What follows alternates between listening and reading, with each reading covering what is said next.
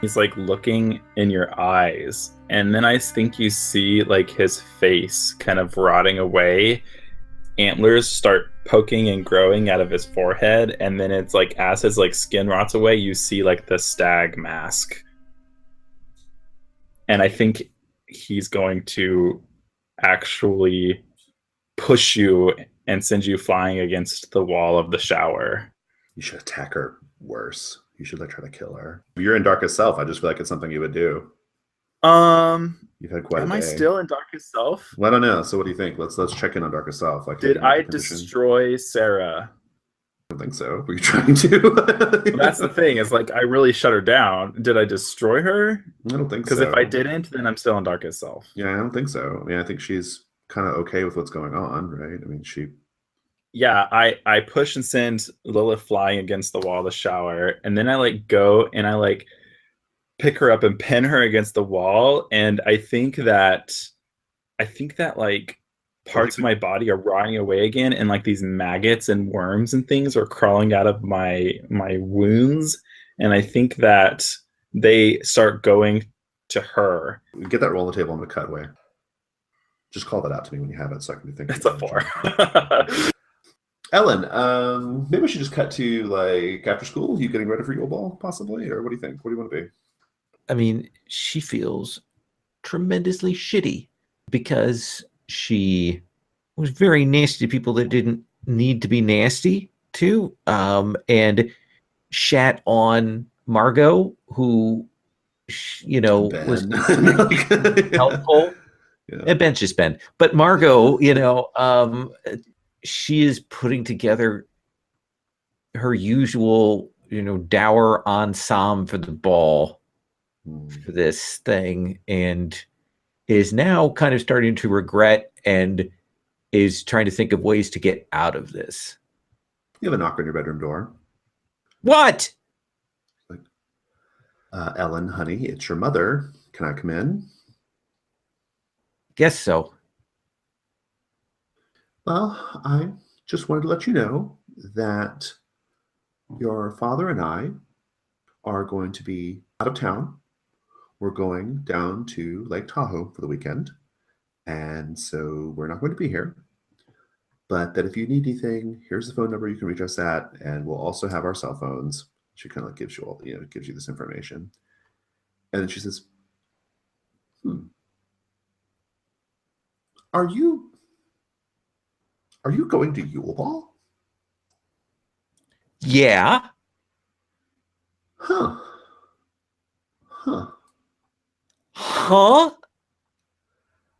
That's wonderful. Honey, that's wonderful. And she goes and she grabs you, she pulls you into a hug. She's like, I just knew that being a great redwood of a girl wasn't going to hold you back forever. She hugs you tight and says, I'm really proud of you. Tell me about the boy. What's he like? Maybe it's not a boy. Is this a keep your cool moment? I think probably. Yeah, real cold. She's what are you scared is going to happen with you and your mom here? To fuck with her mother here, and she can't. She's not very good at this. You're right, yeah. So that's an 8. Okay. I think the vulnerability here is actually going to be that, like, she takes a genuine interest in what you're doing, and you guys might even bond. Oh. She says, tell me all about him. What's his name? She sits down on your bed like, oh, girl talk, right? Oh, my God. She's like, it's not that boy Ben, is it? What's that, Ben? Oh, good. So tell me all about him. Oh, my God, this day has gone not the way she wanted it to. He's just a guy. He's one of Jonah's friends, and so, yeah. Okay, that's good. That's great. Well, I suppose it's time that we have the talk. Oh, no. You're going to be late. Honey, no. You got to go to Tahoe. I'm going to Lake Tahoe, and I won't be able to enjoy myself if I know that we didn't have this talk. Oh, God, I have the internet. Oh, honey, sometimes. You can't believe anything on the internet. You know that. It's all just fake news anyway, Ellen. sometimes when a young woman and a young man have powerful urges for one another. I'm going to gaze into the abyss. My brain is trying to go anywhere else but here, because this is the abyss for me. Yeah. Because at the back of my mind, she's murdered me before. Yeah, I know. Yeah. She hasn't done as often as your dad, but she's done her share. Yeah. And there's probably the thing where I look over and she's talking to me and I can see the blood on her face, the splatter, and on her fingernails where she's, dug my grave. And I'm trying to not hear this. Roll it. See. What do you want to know? Oh, let's see here. That's an 11. Oh, no, 10. Sorry, 10. Oh, I love it. Can I take over here? What do you want to know, first of all? I know how it's going to go. But I was most about avoidance, so whatever you give me would be good. I think I think the way this is going to go is like, I think you're going to have like a real moment of clarity about your mom's role in your past, right? And maybe the answer you're getting is like absolute confirmation, right? That your mother has hurt you. Yeah.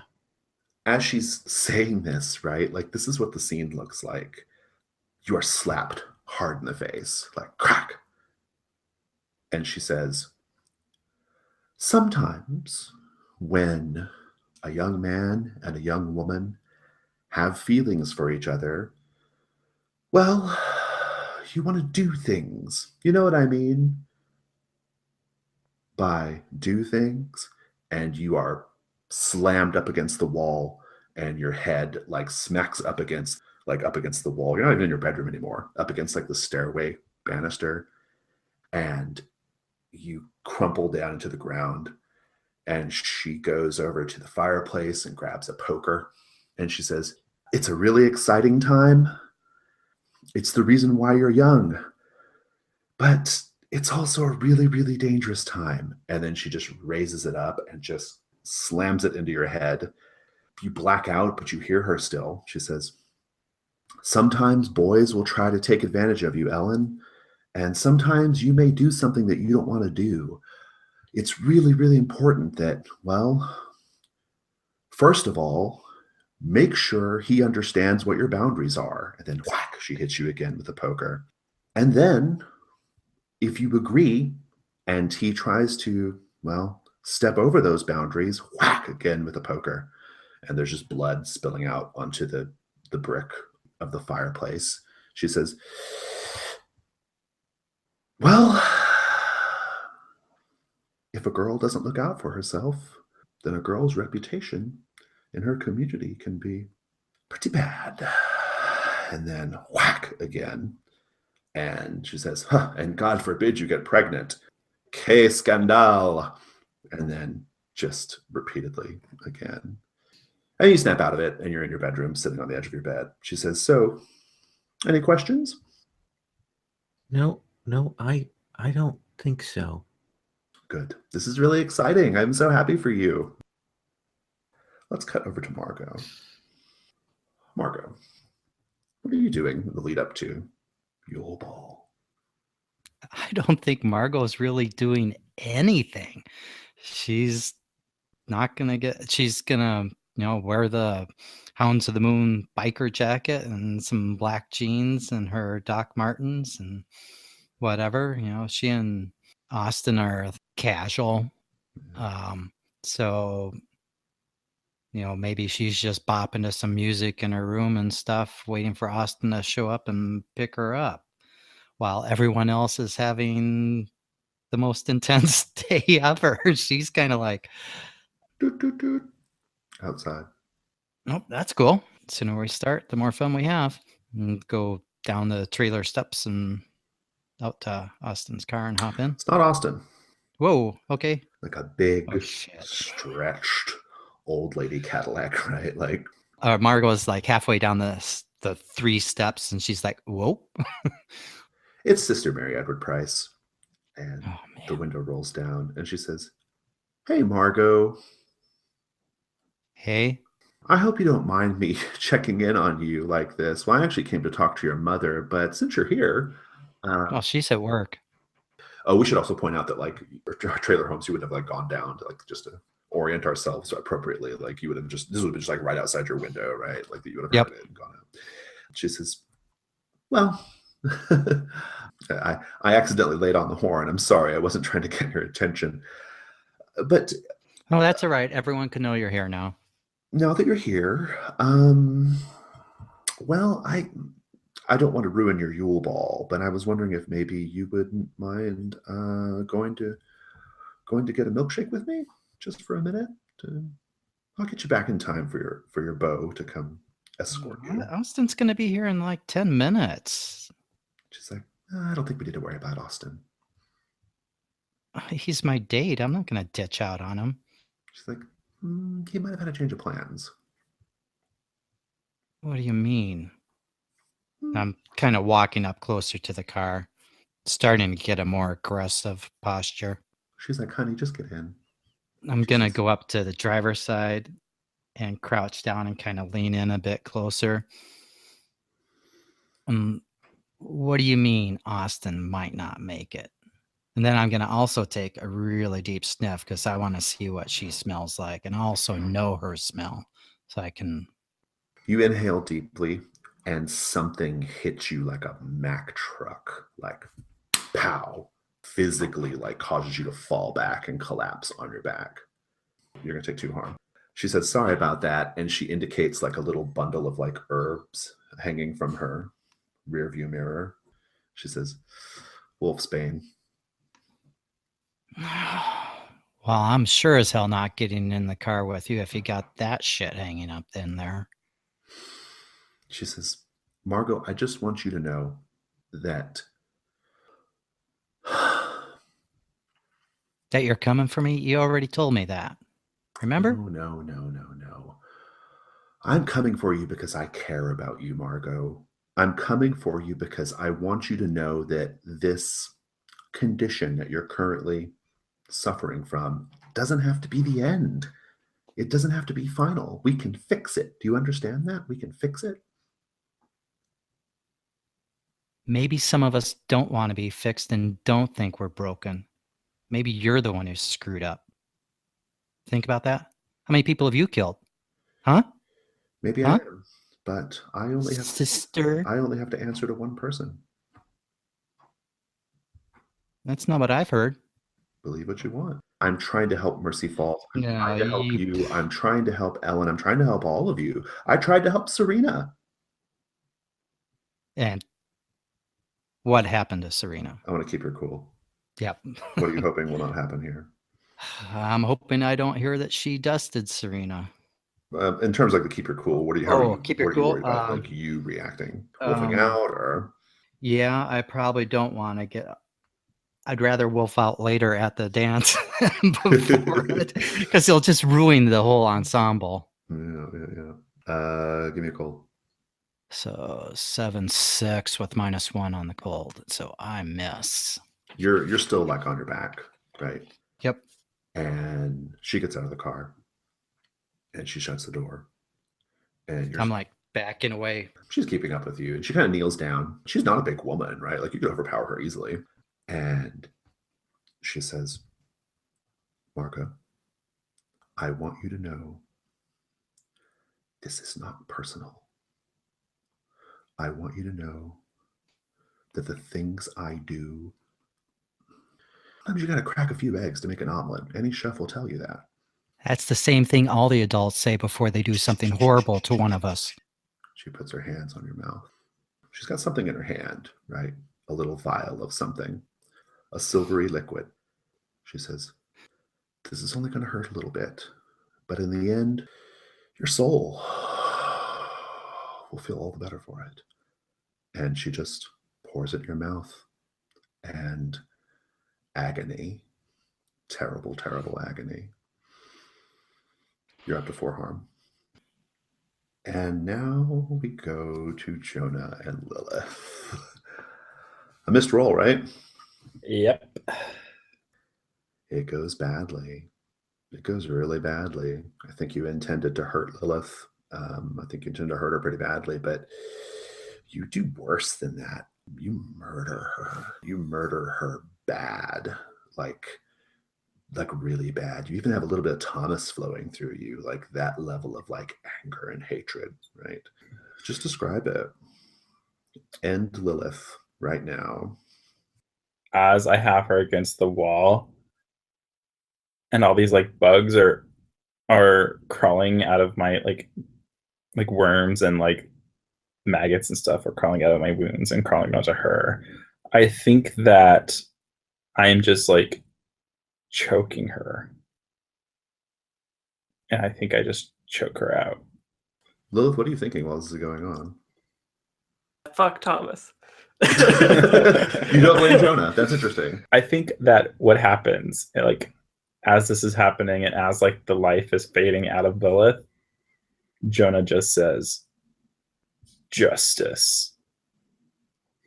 I want one more scene. It's later and it's dark, and Jonah's back at his house, and he's outside, and he has Thomas's car there with the trunk open.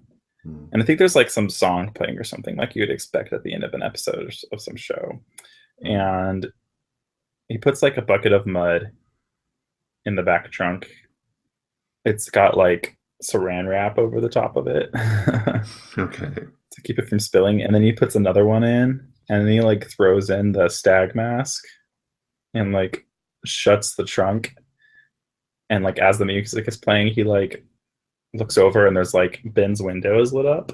Then I think we see Jonah like in his bathroom like cleaning up, and he puts on this nice suit, like maybe from this one time he was dragged off to church or something. And then he goes downstairs outside of Ben's window and like throws like a pebble or something at Ben's window. Okay. He responds. Yeah. He's like, "Hey, Jonah, well, you could just knock on the door." And this is at the window, I guess, right? And so Jonah like puts his hands on his hips and like smiles at Ben. He's like, "Hey, Ben, I didn't know if your folks would be cool with it, but I was wondering, do you maybe want to go to the Yule Ball with me?" He's like, yeah, absolutely. Yeah. Yes, of course. A denouement. The Yule Ball. Camera swoops in through the gymnasium doors, right? I want details. I want to paint the scene real briefly of the Yule Ball. Two things. What nod to secularism and or not preferencing the Christian religion have they done at Yule Ball? Like it's a small thing. It's like not a big thing, but it's supposed to convey that this is for all religions, not just Christianity. And yet, what do we see in the Yule Ball? There's like a huge sign that this is a Christmas thing, right? Just paint the scene in that way. I think there's like all these different trees around the sides that they've decorated with ornaments from different religions and cultures.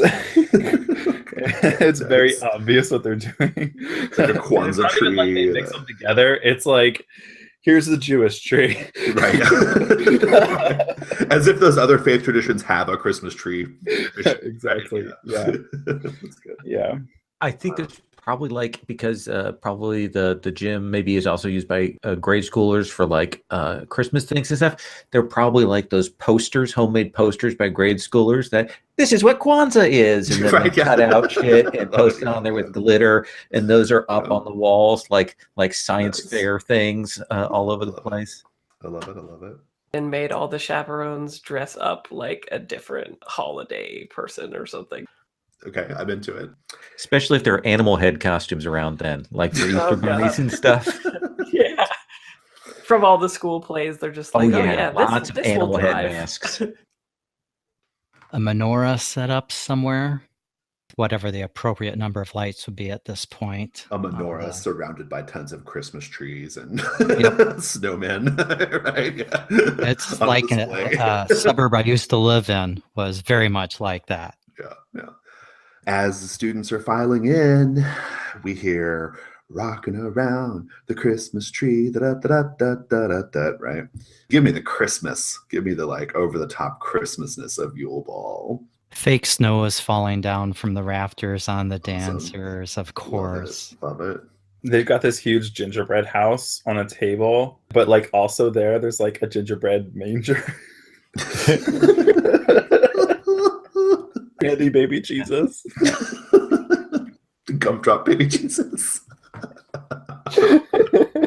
I think they've hired a Santa, Nice. who maybe one point looks like they're drunk, but on the other point, we might get a more sinister shot of them thing. But there's definitely a Santa wandering around in the background of most of the shots. They're trying to raise money for the school so you can buy ornaments, and they're all Christmas ornaments that you can go and hang up on the tree, and it donates like $5. Good. As the camera pulls out of the gymnasium, goes to a dark, dark corner of the parking lot. We see the delivery boy sitting in the driver's seat of the car. He has tears streaming down his face and an assault rifle on the passenger side. And we cut.